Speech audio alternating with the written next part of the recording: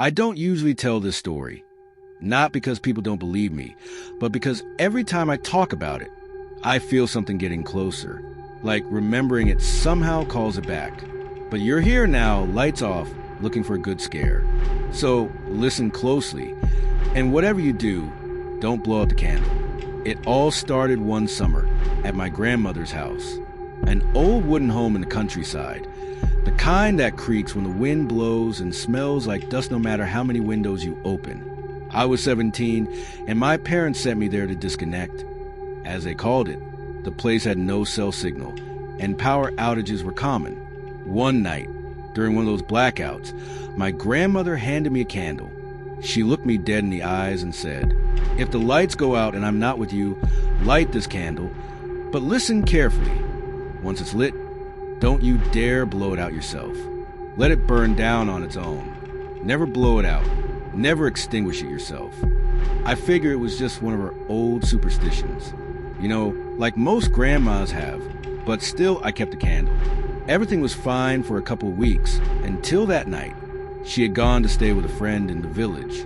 I was alone. There was no moon, and the wind sounded like someone was breathing inside the walls. Then, of course, the power went out. Total darkness.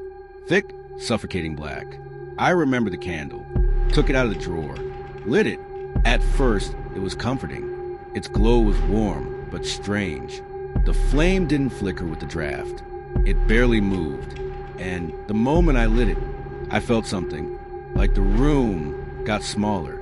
You're not gonna believe me, but I swear to you, I heard footsteps. Soft, barefoot, slow, steady, like something walking down the hallway. I thought maybe it was an animal, a raccoon or something. But then I heard the voice. Blow it out. A whisper, right by my ear. I turned around. No one was there, but the voice came again. Blow it out. Louder. The candle's flame remained still. Not even a tremble. I was frozen. I couldn't take my eyes off that flame. I felt that if I looked away, something would grab me. And then I saw it. The shadow. Tall.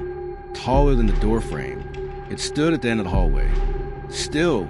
No face. But I knew it was looking at me. I could feel its gaze pressing against my chest. "If you won't blow it out, I will," it said. That's when I remembered what my grandma told me. Let it burn down on its own. So I stayed there, trembling, holding the candle like it was the only thing keeping me alive. Because somehow it was. The shadow took a step. Then another. It didn't run. It didn't lunge. It just kept moving, like it knew I'd break eventually. The wax began dripping onto my hand, burning hot, but I didn't let go.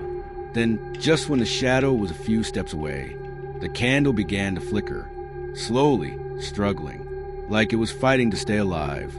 I prayed, to my grandma, to anything that might hear me. And then, like a miracle, it went out, on its own. Silence. Absolute silence. Even the wind disappeared. The shadow was gone, as if the candle, once it died, had taken it back with it. The next morning, when my grandmother came back, she didn't ask a thing. She looked at my hands, saw the dried wax on my skin, and just said, "Well done." Since that night, I always carry a candle in my bag, just in case. Because I learned something. There are things we don't see, things that walk with us in the dark. And sometimes, the only thing keeping them away is a flame. So now you know. If someone ever gives you a special candle and tells you never to blow it out, listen. Because if you don't, you might not be alone when the lights go out.